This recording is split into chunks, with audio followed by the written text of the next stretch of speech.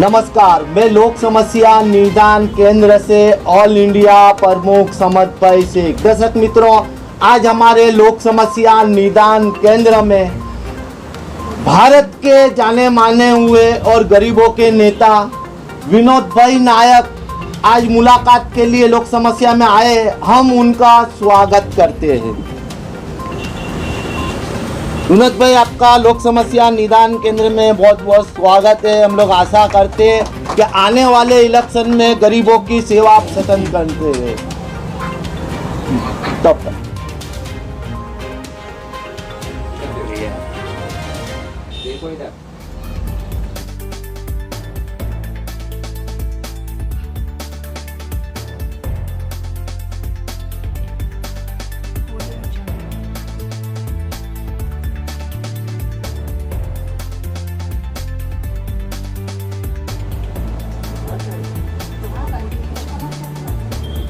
ये भी देखो ना।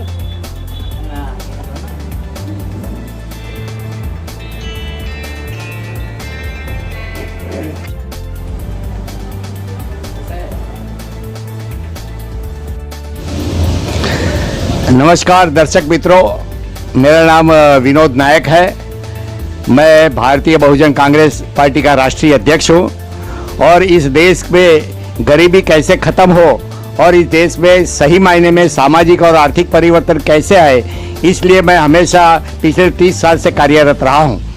आज मुझे बहुत खुशी है कि हमारे साथी समद भाई शेख जो समस्या निदान केंद्र चला करके पिछले 15 साल से वो समाज को जगा रहे हैं। मैं तो पिछले 2007 में राष्ट्रीय अध्यक्ष बनने के बाद पूरे देश भर में भ्रमण करता रहा, मगर मेरा सच्चा साथी वही निकला समद शेख, जिसने आज भी गरीबों की बात आगे बढ़ाई है। समस्या, क्योंकि गरीब की समस्या ही समस्या होती है। हमारे देश का नाम भारत नहीं होना चाहिए, समस्या देश होना चाहिए, क्योंकि गरीबों की समस्या है। तो गरीब की समस्या को हल कैसे किया जाए, ये सामाजिक तौर पर तो समद जी ने किया है, मगर आज उन्होंने मुझे 12 साल के बाद हमारी बेटी समान चांदनी कुंवर से जो मुलाकात कराई है, वो चांदनी कुंवर जी को मैं हमारे कार्यालय पे रिंग रोड पर हमेशा आती थी। उस वक्त मैं उनको बोलता था कि चांदनी जी, आप समाज में इतना काम करती है तो क्यों ना आप राजनीति में आती है। तब वो कहते थे, दादा हमारे पास राजनीति का अनुभव नहीं है। तो राजनीति एक समाज के लिए करने जैसा काम है, क्योंकि गरीब की गरीबी तभी दूर होगी जब तक गरीब को पता नहीं है उसका कारण क्या है, क्यों वो गरीब है, तभी ये गरीबी खत्म होगी। तो भारतीय बहुजन कांग्रेस इस देश के अनुसूचित जाति, जनजाति, पिछड़ा और माइनॉरिटी समाज में जो गरीबी है, वो गरीबी दूर करने के लिए हम काम करते हैं। मेरा सिर्फ जनता से यही कहना है कि देश की जनता मालिक है, उसके वोट से प्रधानमंत्री बनता है, मुख्यमंत्री बनता है, विधायक बनता है, सांसद बनता है, कॉरपोरेटर बनता है, मगर जनता को क्या मिलता है आज तक। इसीलिए हम ये कहना चाहते हैं कि जनता के वोट से अगर सब कुछ बनता है तो जनता का विकास क्यों नहीं होता है। तो विकास तभी संभव है जब जनता को उसका आर्थिक अधिकार पता होगा। आर्थिक अधिकार क्या है, ये आज तक कोई पार्टी ने नहीं बताया है। सारी पार्टियां गरीब का वोट लूटने के लिए 2 रुपये किलो गेहूं, 3 रुपये किलो चावल, ये भीख का टुकड़ा देते हैं। और भारतीय बहुजन कांग्रेस चाहती है कि यहाँ गरीबों का विकास करना है तो भीख का टुकड़ा नहीं चाहिए, अधिकार लेना है। और अधिकार मांगने से नहीं मिलता, अधिकार को छीनने लायक बनना पड़ता है।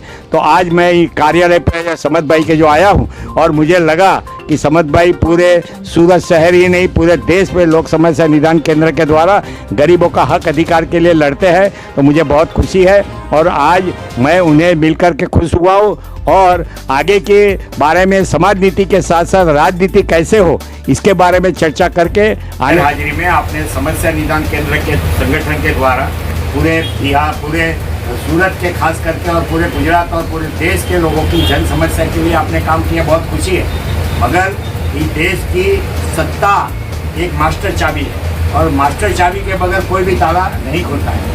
तो इस देश की गरीबी को ख़त्म करना है और इस देश के नागरिक को मालिकाना हक देना है, तो आर्थिक न्याय का राजनीति करना पड़ेगा। ये आर्थिक न्याय के लिए समाज को अधिकार देना पड़ेगा और आप समाज की राजनीति करते हैं, तो मैं चाहता हूँ कि आप समाज में जिन लोगों को तैयार किए हैं उन्हीं लोगों को आगे कीजिए राजनीति के लिए, क्योंकि राजनीति ये अपने विकास का सबसे बड़ा पहिया है बाबा साहब आम्बेडकर ने जो वोट का अधिकार दिया है, एक राजा को और एक भिखारी को एक समान वोट की कीमत दिया है। तो पहले का ज़माना था राजा रानी के पेट से पैदा होता था, मगर आज ज़माना है राजा इलेक्ट्रॉनिक मशीन से पैदा होता है। इलेक्ट्रॉनिक मशीन में वोट देने वाला गरीब है, तो मुट्ठी भर पूंजीपति कैसे जीतते हैं। तो हमें ये लोगों को ख़त्म करना है, इनकी राजनीति ख़त्म करनी है।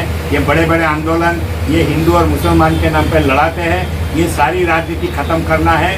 तो हमें हिंदू और मुसलमानों में जो गरीब है इन लोगों को तैयार करना नायक से अगर हाल देश के अंदर अभी अपने देखते हैं कि सोशल मीडिया के ऊपर कौमवादी जैसे कौमवादी का बनाव बनते जाता है, कुछ कौमवादी टिप्पणी होती है, तो कोई भी हिंदू के बारे में आता है, मुसलमानों के बारे में आता है। इसके बारे में आप क्या कहेंगे कि क्या खरेखर हिंदू मुसलमान किसमें राजकारण? देखिए, भगवान ने तो है ना सिर्फ स्त्री जाति पुरुष जाति बनाई, और ये राजनीति वालों ने किसी को हिंदू बनाया, किसी को मुसलमान बनाया, किसी को ब्राह्मण बनाया, दलित बनाया, राजपूत बनाया। जाति और धर्म भारत में 6742 जातियों में पिछड़ी जाति के लोग बटे हैं, और हर धर्म और जाति की लड़ाई मुट्ठी भर लोग लड़ाते हैं और वो लड़ा करके वोट लेते हैं। उनके पास वोट का पाने के लिए और कोई रास्ता नहीं है। वो हाँ, इसी तरह नायक साहब हाल अपने देश के अंदर किसानों की जो लड़त चल रही है और सरकार उनकी सरकार द्वारा सुनवाई नहीं हो रही है, इसके बारे में आपका पार्टी क्या निर्णय लेगी? देखिए, आज जो किसान आंदोलन है वो सिर्फ किसानों के नहीं पूरे देश की जनता के साथ धोखा है, क्योंकि हमारे गुरु बहुजन समाज के संस्थापक मान्यवर कांशीराम साहब ने उस जमाने में 40 साल पहले कहा था जो जमीन सरकारी है वो जमीन हमारी है। तो उस वक्त बहुजन समाज के गरीब के लोगों को पता नहीं था, मगर जैसे जैसे ये मूवमेंट बहुजन मूवमेंट आगे बढ़ती गई तो समाज को लगने लगा, और भारतीय बहुजन कांग्रेस ने सर पिछले 7 साल में यूपी, बिहार, झारखंड, छत्तीसगढ़ तमाम राज्यों में चुनाव लड़ा करके 3 बीघा भूमि हर परिवार को मिले, चाहे वो हिंदू हो या मुसलमान, ब्राह्मण हो या दलित, गरीब हो या अमीर, हर एक को 3 बीघा भूमि मिलनी चाहिए, क्योंकि देश की जनता मालिक है। इसलिए मैं आपको बताना चाहता हूं दर्शक मित्रों कि पहले राजतंत्र था तो देश की भूमि का मालिक राजा होता था। आप बाद में मुगल राज आया तो देश के भूमि के राज मुगल शासक थे, और उसके बाद में अंग्रेज आए तो अंग्रेज इस देश के भूमि के मालिक थे, वो लगान लेते थे।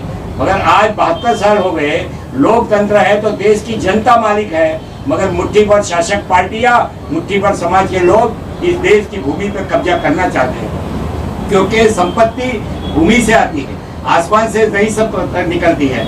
जैसे कोयला निकलता है, लोहा, सोना, चांदी, खेती, सब कुछ तो जमीन से आता है। तो जमीन पे अधिकार देश की 130 करोड़ जनता का है, और इस देश के हर परिवार को भूमि का अधिकार अगर दिया जाए, सिर्फ सरकारी जमीन बांटी जाए, तो भी इस देश के 25 करोड़ परिवारों को 3-3 बीघा जमीन मिल सकती है, जबकि 100 करोड़ बीघा सिर्फ 7-8% लोगों के पास में है।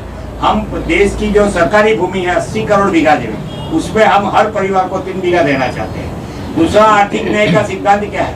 आर्थिक न्याय के तहत हम गरीब दूर कर सकते हैं। आज तक तमाम पार्टियों ने गरीबी रेखा बनाकर गरीबों को और गरीब बनाया। हम लोग गरीबों को विकास करना चाहते हैं। विकास का मतलब होता है अमीर बनाना चाहते हैं। तो अमीर कैसे बनेगा? हमें अमीरी रेखा तय करनी पड़ेगी, और गरीबी रेखा खत्म करके अमीरी रेखा अगर बनती है तो अमीरी रेखा से अधिक संपत्ति वाले सिर्फ इस देश के 25-30 पूंजीपतियों के संपत्ति पे सिर्फ 2% टैक्स अगर हम लेते हैं तो इस देश के हर परिवार को, चाहे हिंदू हो, मुसलमान हो, चाहे अमीर हो, गरीब हो, हर एक को महीना 10,000 हर परिवार को दे सकते हैं। अब बताइए कि देश के हर परिवार को 3 बीघा जमीन और 10,000 रुपया महीना अगर मिले तो कोई गरीब इस देश में रहेगा?